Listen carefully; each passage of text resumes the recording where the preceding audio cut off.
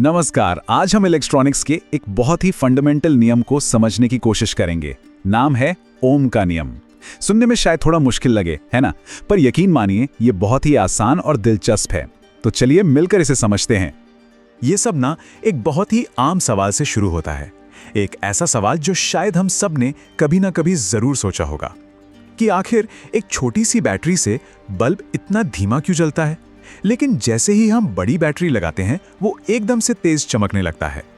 ठीक है, तो फिर इसी सवाल के जवाब को जरा और गहराई से समझते हैं। देखते हैं कि आखिर होता क्या है। इसको ऐसे देखिए, जब हम घड़ी का एक छोटा सा सेल लगाते हैं तो बल्ब बस हल्का सा टिमटिमाता है। फिर हम एक आए बैटरी लगाते हैं तो रोशनी थोड़ी तेज हो जाती है, और अगर इन्वर्टर की बड़ी बैटरी लगा दें तो बल्ब एकदम तेज जलने लगता है। लेकिन अगर गलती से भी इसे सीधे दीवार के सॉकेट में लगा दिया तो बल्ब तो गया काम से, फ्यूज हो जाएगा। तो इससे एक बात तो साफ है कि पावर सोर्स और बल्ब की रोशनी के बीच कोई ना कोई सीधा कनेक्शन तो है। तो ये जो धक्का है और ये जो बहाव है, इसके पीछे का विज्ञान क्या है? चलिए अब इसे ही समझते हैं। देखिए, विज्ञान की भाषा में बैटरी की इसी पावर या धक्के को हम कहते हैं वोल्टेज। इसको समझने का सबसे आसान तरीका है पानी का पाइप। सोचिए, पाइप में पानी का प्रेशर जितना ज्यादा होगा, पानी उतनी ही तेजी से आगे बहेगा, है ना? बस वोल्टेज भी बिल्कुल वैसा ही है। और वोल्टेज का यही धक्का एक बहाव पैदा करता है। इस बहाव को हम कहते हैं करंट। जैसे पाइप में पानी का बहाव होता है, ठीक वैसे ही तारों में बिजली का बहाव होता है। और असल में यही करंट का बहाव है जो बल्ब को रोशन करता है। तो मतलब सबसे जरूरी बात यह निकल कर आई कि वोल्टेज और करंट के बीच एक सीधा साधा रिश्ता है। जितना ज्यादा वोल्टेज होगा, मतलब धक्का जितना मजबूत होगा, करंट भी उतना ही ज्यादा बहेगा। बिल्कुल सीधा हिसाब। अब ये जो सीधा साधा रिश्ता है ना, ये इतना फंडामेंटल है कि विज्ञान में इससे एक नियम का दर्जा दिया गया है, और इसी नियम को हम सब जानते हैं, ओम के नियम के नाम से। इसका मतलब यह है कि वोल्टेज जो है वो करंट के सीधे समानुपाती है। अब यह समानुपाती शब्द सुन के घबराना नहीं है।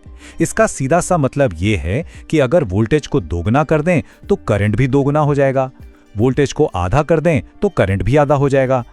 मतलब एक बढ़ेगा तो दूसरा भी बढ़ेगा। अच्छा, अब इस रिश्ते को एक प्रॉपर मैथमेटिकल फॉर्मूले में बदलने के लिए वैज्ञानिकों ने एक और चीज को इसमें शामिल किया।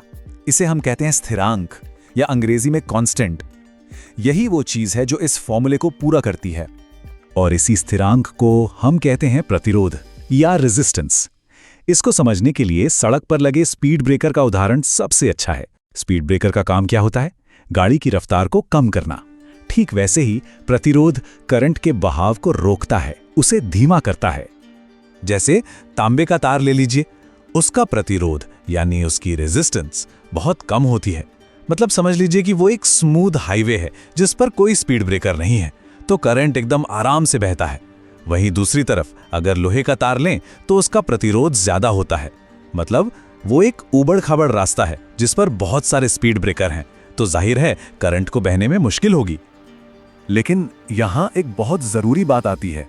ऐसा नहीं है कि ओम का नियम हमेशा और हर जगह लागू हो जाता है। नहीं, इसकी भी अपनी कुछ शर्तें हैं। ओम का नियम तभी ठीक से काम करेगा जब दो चीजें न बदलें। पहली, जिस तार में करंट बह रहा है उसका तापमान स्थिर रहे, मतलब वो गर्म या ठंडा न हो। और दूसरी, उस तार की लंबाई चौड़ाई भी न बदले। अगर इनमें से कुछ भी बदला तो फिर यह नियम ठीक से काम नहीं करेगा। और यहीं पर लोग एक बहुत बड़ी गलती करते हैं। अक्सर ये सोचा जाता है कि वोल्टेज या करंट बदलने से तार का प्रतिरोध भी बदल जाएगा, लेकिन ऐसा बिल्कुल नहीं है। प्रतिरोध तो उस तार का अपना गुण है, उसकी अपनी प्रॉपर्टी है। वो वोल्टेज या करंट पर निर्भर नहीं करता, वो स्थिर रहता है। चलिए अब इस पूरी कहानी को ग्राफ की मदद से समझते हैं। ये हिस्सा बहुत जरूरी है, खासकर एग्जाम्स के नजरिए से, तो यहां थोड़ा ज्यादा ध्यान देने की जरूरत है। तो देखिए, जब हम वोल्टेज को वाई एक्सिस पर यानी ऊपर की तरफ और करंट को एक्स एक्सिस पर यानी सीधी तरफ रखकर एक ग्राफ बनाते हैं तो हमें एकदम सीधी रेखा मिलती है। ये सीधी रेखा ही इस बात का सबूत है कि इन दोनों के बीच का रिश्ता बिल्कुल सीधा और पक्का है। लेकिन असली खेल अब शुरू होता है और ये एक ऐसी जगह है जहां अक्सर गलती होती है। हमेशा ये देखना बहुत ज़रूरी है कि ग्राफ में कौन सी क्वांटिटी किस एक्सिस पर रखी है, क्योंकि जैसे ही वाई एक्सिस और एक्स एक्सिस की चीज़ें बदलती हैं, उस ग्राफ की ढलान यानी स्लोप का मतलब पूरी तरह से बदल जाता है। तो अब इस ग्राफ को जरा ध्यान से देखिए। ये एक IV ग्राफ है, मतलब इस बार करंट वाई एक्सिस पर है। अब सवाल ये है कि इन दो पदार्थों में से A और B में से किसका प्रतिरोध ज्यादा है? सोचिए जरा। सही जवाब है B। क्यों? क्योंकि जब IV ग्राफ होता है तो जिसकी ढलान यानी स्लोप जितनी कम होती है उसका प्रतिरोध उतना ही ज्यादा होता है। यहाँ B की ढलान A से कम है, इसलिए उसका प्रतिरोध ज्यादा है। ये थोड़ा उल्टा है, इसलिए ध्यान रखना जरूरी है। तो इन सारी बातों का जो सार है, जो निचोड़ है, वो बस ये एक छोटा सा फॉर्मूला है। V = IR। ये 3 अक्षर हमारी आज की पूरी इलेक्ट्रॉनिक दुनिया की नींव हैं। ये नियम हमें बताता है कि ज्यादातर तार और सर्किट कैसे काम करते हैं, पर ये एक सवाल भी छोड़ जाता है। उन चीजों का क्या जो इस नियम को मानती ही नहीं है? जी हाँ, कुछ ऐसे भी पदार्थ और इलेक्ट्रॉनिक कंपोनेंट्स हैं जो ओम के नियम का पालन बिल्कुल नहीं करते। पर ये एक और दिलचस्प कहानी है जिसके बारे में शायद फिर कभी बात करेंगे।